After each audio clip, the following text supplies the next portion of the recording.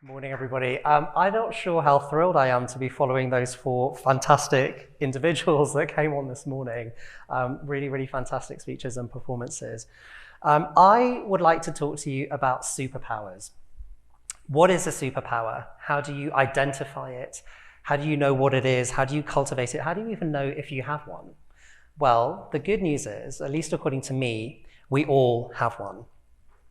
I'm a facilitator of change, and what that means is I work with individuals, organizations, and their workforces to achieve their goals using strategies and tools that make sense for them. Now, when we talk about superpowers, we should really have a definition of what a superpower is. And my definition is as follows. A superpower is the impact of the experience that your authentic self brings to the world. It's the impact of the experience that your authentic self brings to the world. Now, there are two things to note about that definition. The first is that there's no morality tied to it, and that's deliberate. And the second is that you may not be aware of the impact that you're having on the world, and that's okay. In this way, your superpower is a process of activating the life that you actually really want to lead. Now, I believe that superpowers are natural to us. They are unique to each of us, and they're something we're born with and something that we can actually use and practice unconsciously. And what that means is, from the time that we have them and we start practicing them, we actually don't really know necessarily how that works. We're born with a tremendous skill, but not necessarily the mastery that's required to manage them effectively. So how do we know where our superpowers lie? Where do we find that information? For me, that lies in our values. Our values are those things that energize us, that make us really, really excited, and they're core to our identity and who we are as people. When we feel that we are living according to our values, we feel happy and we feel balanced. And when we feel low, most often it's because one or more of our values are being messed with in some way, and either we are doing that to ourselves or someone or something else is doing that to us. So now that we know how we can start to identify where our superpower is, there are three components to the superpower model that we need to focus on, and those can really help us understand how we can use our superpowers and how we can cultivate them. And they are strengths, which are tied to values. So what is it? Skill, how do we use it? And authenticity, how do we control it? If we start with strength, strength is something that strengthens us. It's a natural ability. For you, think about that thing that you do, which comes so naturally to you that you assume everyone else must be able to do it. What do people come to you for? Is there a pattern there? And what is your part that you play in triggering that to happen? Skill is how we manage our strength effectively. There's no point in being a tennis player with really powerful strokes if you can't keep the ball in play. So we need that to really effectively manage our strength. Authenticity is the power dial, if you like. That's how we really turn up our superpower. And authenticity comes from practicing self-awareness, really looking at ourselves and our biases and checking ourselves in terms of that. The more authentic you are, the more authentic somebody can be with you. And can be is key, because they may not meet you at that level, but what it signals to them is that they're able to reveal themselves in that way to you if they choose to do that. So we know where we can find some initial information about our superpower and what that is, and we know what the three components are that make up superpowers. How do we cultivate that? Well, that is done through a current state assessment of these three components, so we can find out where we need to spend our time and attention. So if we go back to strength, which is tied to our values, as I say, that's how we can really get some information about what our values really are. When I'm coaching clients, I love to ask them this coaching question. If you had one day on the earth where you could do absolutely anything that you wanted to do and there were no restrictions whatsoever, how would you spend your time from the time that you woke up in the morning to the time that you went to bed?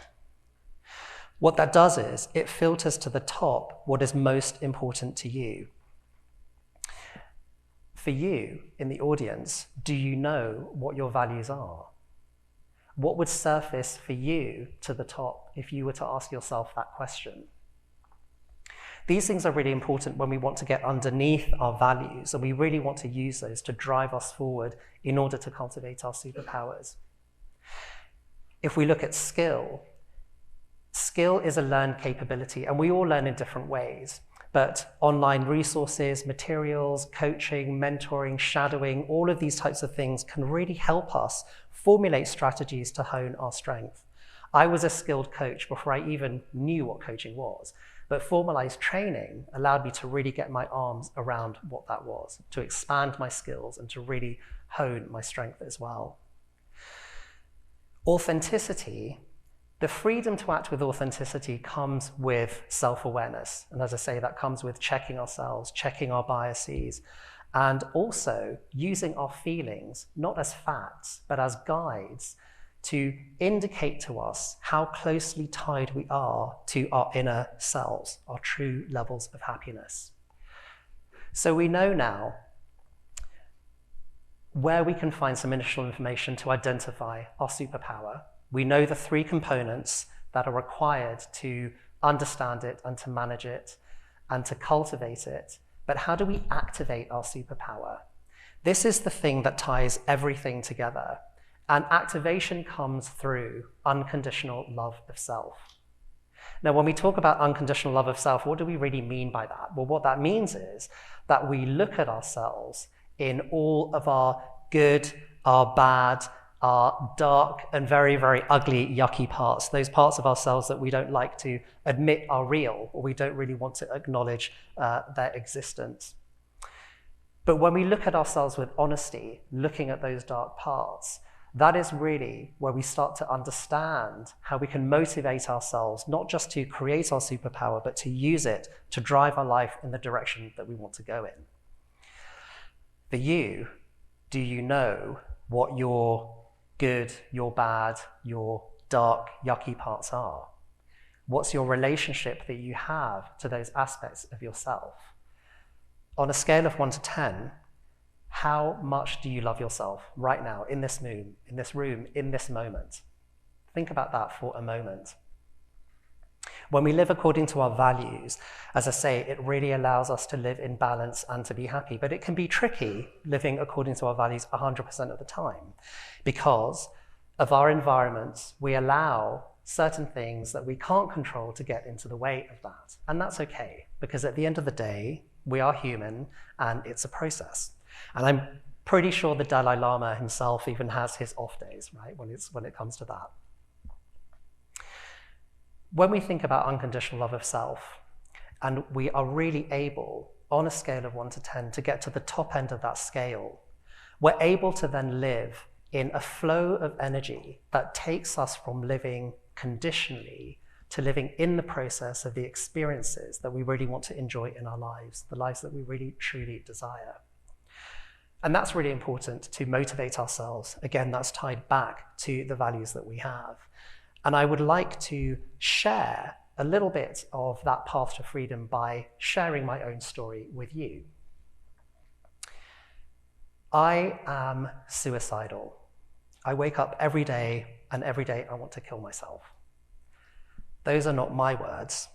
They are the words of a new direct report who I met for the first time and asked, "How are you?" Now, what's significant about that is not what they revealed to me. It's the fact that they were able to reveal something very raw and vulnerable to me, which was really not a surprise. It's actually very common. My entire life, people, and sometimes people that I don't know at all, have felt able and sometimes compelled to reveal their secrets to me, the good, the bad, and the very, very dark ones. And I have heard everything: marital troubles, infidelities, conception challenges, horrifying acts that break the law and result in jail, saddening tales of people who've contracted life-threatening illnesses, sometimes through acts of violence, scars from childhood, and on and on and on. And I'm sure some of you in the audience may have had those kinds of conversations with your friends. And therapists have them all the time.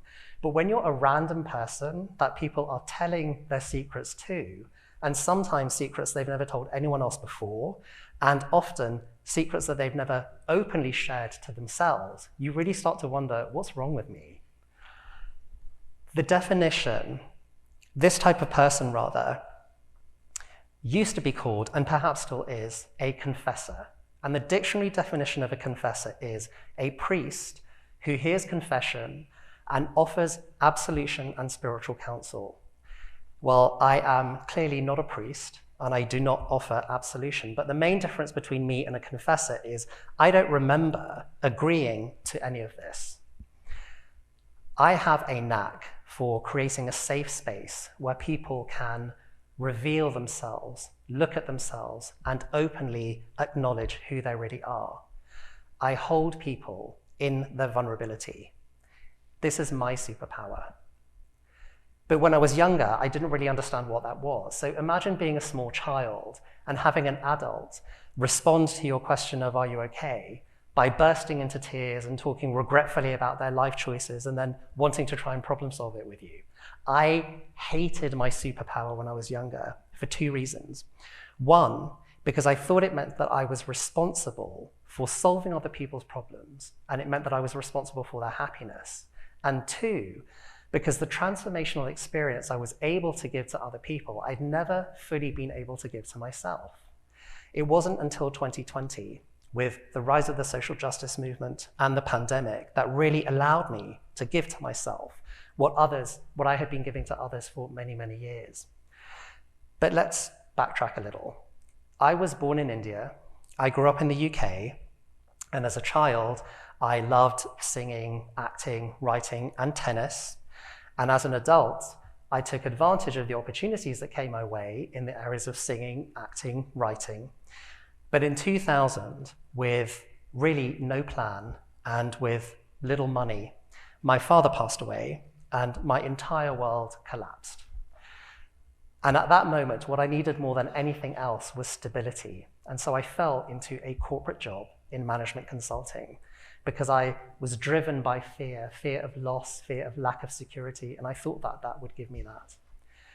It kind of made sense because I like problem solving and I like process re-engineering. In 2005, I moved with my firm from London to New York, and I was to spend the next 15 years of my life in Manhattan. And that's where I say I grew up. And let me explain that for a moment. For much of my life, I really honestly felt half asleep, just falling into things without really very much thought. In fact, I have a running joke with a lot of my friends, which is that a lot of significant events that have happened in my life have happened because somebody said, Shiv, what do you think about doing this? And I blandly replied, okay, and then did it. When I was in New York, I was doing a much better job of living consciously and really living with intention. And by the end of my time there, I had elevated myself relatively nicely. I was making $250,000 a year. I had an apartment in the city. I had a vacation home by the beach. I had solidified my position as an expert in my field. And I had a loving community. And more important than perhaps any of that, I had my beloved dog, Benvolio, who is back in the UK right now. And yet, I really wasn't in love with my life. So for someone who is doing materially well and considers himself to be evolved spiritually and emotionally, why was this the case? Because I wasn't really living according to my values. In fact, I was way off balance. I was living much more in fear than in anything else. I was so intent on trying to find ways to nourish my values that outside of work, I was doing anything and everything I could to do that. I certified as a personal trainer. I certified as a life coach. I made documentaries about human interest stories. I volunteered. I did a lot of work with the United States Tennis Association and the Federation of Gay Games to further their diversity, equity, and inclusion strategies, all with a view to encouraging people to have more self-acceptance and live their lives in truly fulfilling ways, which I felt I couldn't really do for myself. I was so angry and frustrated with my job that was not valuing me, respecting me, or supporting me, that in 2020 I took a break and I went back to my hometown of the UK, of Epsom in the UK. And that is when George Floyd was murdered, pandemic happened, and the whole world changed. I decided at that moment that I wanted to relocate back to the UK to spend more time with my mother, who still lived there. And my company refused to honor that relocation request, so I quit. Now that sounds really dramatic and movie-like, and it really wasn't like that. I didn't quit on the spot and then just walk out the door one day. But I did set about thinking what my exit strategy was going to be from that. And to say that I didn't have options is not necessarily true. I even had options to stay, even though they were not really reasonable ones. But 20 years of consulting with McKinsey and Adobe, I really could have done anything. But instead, I chose to set up on my own and do the work that I do full-time now, which is offering change management services, focus on DEI strategy and training, helping individuals and organizations lead more inclusively, manage more inclusively, think about how to build more inclusive cultures. And that was an important step for me because it's something that I had wanted to do for a long time. And what spurred me to make that change was embracing and reframing the relationship that I had with my fear and understanding how that connected to my values and also to my sense of unconditional love of self. The idea of staying in my current situation where my values really were not being served was more terrifying to me than leaving my well-paid job for a future where the possibilities were really kind of unknown. Standing with that clarity, with my values, and asking myself, what am I doing, was a really important step. And when I answered that question with honesty, everything started to open up for me in terms of the people that came into my life, the type of work that I wanted to do, the place where I wanted to live. And on top of that, after 15 years of being single in Manhattan, I met the love of my life within 2 weeks of moving back to the UK. I am very happy to say that my direct report did not commit suicide. I gave them what I could give them, which was that safe space. I found from the company what kind of counsel they would need, and I sought outside expertise to help them through that challenging time. And I can tell you they are still at that company, and they are thriving and very, very happy. I'd like to end my talk today with a call to action for you to think about how you can get closer to your superpower. How can you identify it? How can you power it? How can you use it? How can you cultivate it? And that starts by asking the following questions to yourselves. What are your values? What are your beliefs? Are the beliefs that you currently have about yourself, about the world, about the people in it, are they even your own? Or are they things that you have just heard so often, you now have absorbed them as your own beliefs? What are you afraid of? What is preventing you from truly living the life that you want to lead? What I can promise you is that if you start to do this work, this introspective work, then possibilities will open up for you. I can't promise that if you develop your superpower and start to hone it and cultivate it, that you're going to make millions of dollars. You actually may, if you cultivate skill and connection. But what will happen is you will really start to enjoy the process of the life that you are living, and that will not be conditional. And the question of your life will then become not what is possible, but what isn't. Thank you.